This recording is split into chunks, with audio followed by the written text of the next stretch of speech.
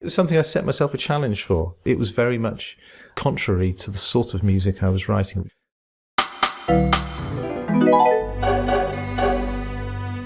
Normally at that time, and pretty much since then, my music has been fairly chunky, fairly often very loud, lots of chords, lots of basically if it starts loud, it continues loud and it ends loud and that's it.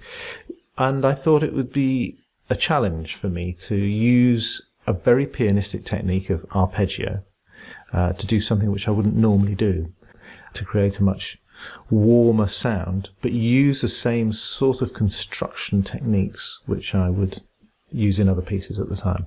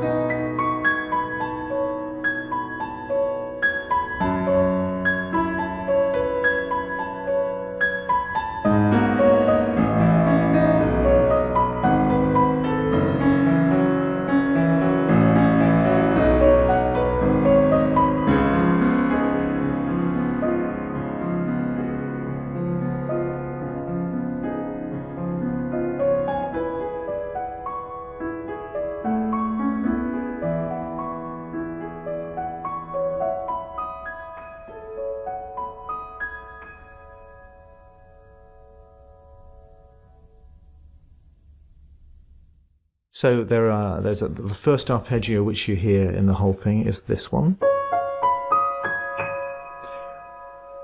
which is a very open, almost whole tony. If the first three notes, the first four notes, even the last note, they all conform to a whole tone, open sort of post-Debussyan type thing. That continues for 14 bars. Underneath which we have a slow melody. Then there's a change after 14 bars, and you get this chord coming out instead.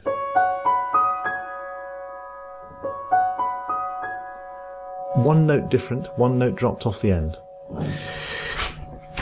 That goes on for 12 bars, and then you get 10 bars of this one. So in that case, we've still got the C sharp or D flat, which has been there omnipresent, but we've reversed the order of things. Then we go down and have 8 bars of this sort of thing. Less repetition as we've gone through, and also we've come down the piano. Then we have 6 bars of, which is again similar to the opening chord, but we've gone down quite a long way in the piano. Then we start to come up again. Again, very open chord, and that's only for 4 bars, and then we have 2 bars of, which is very close to the original. So there are 2 different things which happen construction-wise. First of all, I'm timing things by reducing the amount of repetition of each bar as we go through. So 14 bars on the first one, 12, 10, 8, 6, 4, until we just get 2 at the end. The second thing is that the arpeggios start high up the piano, and then they gently go down the piano as we go through, and then return to the top. So there's a pitch shift. And the third thing which happens is that we start in 7/8. So the first theme was this one. And there's a gap at the end, so it becomes 7/8. 1, 2, 3, 4, 5, 6, 7. 1, 2, 3, 4, 5, 6, 7. The next one is 6/8. 1, 2, 3, 4, 5, 6. 1, 2, 3, 4, 5, 6. The next one is in 5/8, so it goes 1, 2, 3, 4, 5. 1, 2, 3, 4, 5. And then it goes into 2/4, which is 4/8. 1, 2, 3, 4. 1, 2, 3, 4. So the first section is in 7, then it's 6, then 5, then 4, and then back to 5. 1, 2, 3, 4, 5. 1, 2, 3, 4, 5. 1, 2, 3, 4, 5. And then it goes to 6, 8.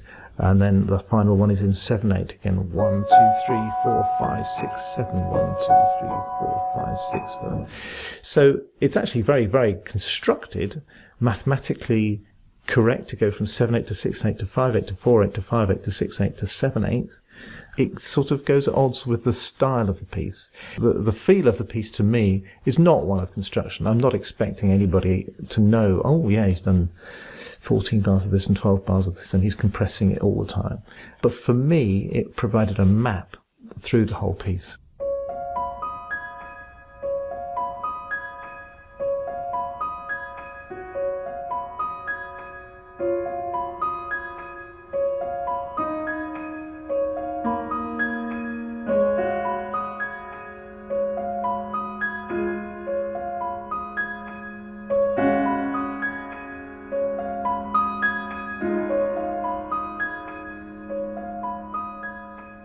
Harmonically, I liked, at the time, I liked using the same note from one chord, moving into another chord. So there was a continuity, but a very definite change. So the first 14 bars are based on D flat, and fundamentally, that sort of chord. Now, that's got a D flat, an F, and an A flat in it. The next chord is based on A major. A, C sharp, E. So there's continuity of the C sharp or D flat going through the two things. And that linking goes through the piece. So from the first one, it's the D flat to the A major. And then we get to F sharp minus 7. Then we go back to A major. Then we go to D flat, which has a D flat in it again, or C sharp, and then we go to E, which has the A flat or G sharp, which was in the previous one, but this has also got the F sharp and C sharp in, which then turn into the next chord. So there are notes from preceding harmonies going into the next chords each time for continuity, but also it means that it's a different way of me thinking about harmony. The continuity's there, but it might go into an unusual key, so you wouldn't necessarily, in tonal music, you wouldn't have expected that chord to go to that chord, the A major chord.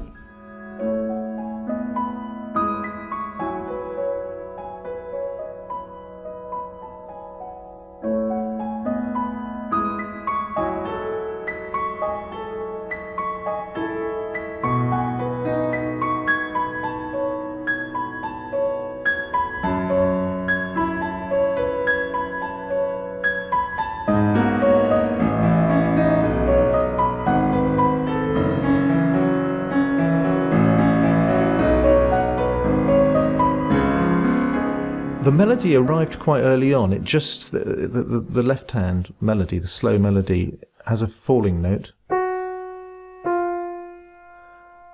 which falls down to this. And the way I understood that was that this note at the bottom is implicitly there because of what I'm doing in the right hand anyway. So the melody is that. A big gap up to there, and then a very short, small gap. Now when we go to the next section, we have this happening in the left hand. I'm not doing the right rhythms, but... So we've got a big gap, and then a small gap falling back. And then we go into... similar to the first one, but slightly different. So there's always a big gap and then falling back. And then this takes on in the middle section, where in the actual arpeggios I use the big gap with a small interval after, and then do that in reverse, small interval, big gap. So if I just play the lowest section,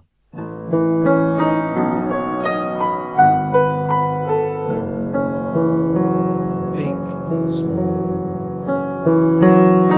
It's that there's a constant big gap, small gap, large interval, small interval, and that goes all the way through. And that's sort of, it emerged very, I don't know how it emerged at first, I have no idea. But then having spotted it, I suppose that's part of the point of composing. You don't quite know how some of these things arrive, but then having spotted them and noted them, then you can do something about it.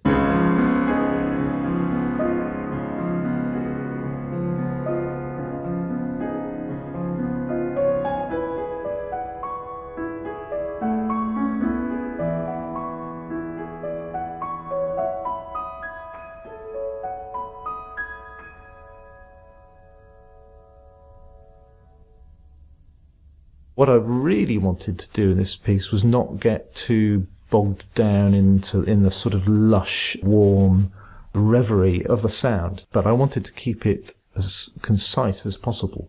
So that's why this construction was so important, because it means that as you go through, you sort of pick up speed of change, you don't wallow too much, and the last little bit is, of course, just 2 bars, just 2 bars. And I mean, that can be seen in the work of Arvo Pärt, for instance. If you actually look at something like Fratres, one of his pieces, Fratres, it's minutely organised, it's so constructed, and yet the overall feeling is not that. I think people listening to that piece wouldn't think, oh, he's done semiquavers here, and now triplets, and now quavers, and he slowed it right down. But I find that interesting, the way that I've done it and constructed it, the tools which I've used to get through the creation of the piece, and how it appears to somebody listening to it, and the differences that there might be. I find that always interesting.